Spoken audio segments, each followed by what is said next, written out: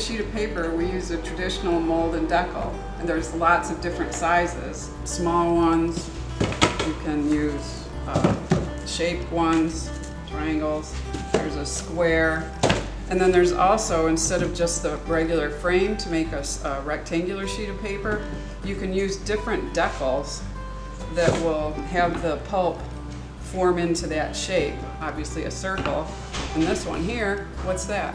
It's an envelope. So when the sheet is dry, you have an envelope all set to go, except for to glue the flaps down and stick it in the mail. Also, what I showed you was basic sheet forming. You can do it using a box mold as well, and this actually goes right into the vat. This is your decal, and this is your mold.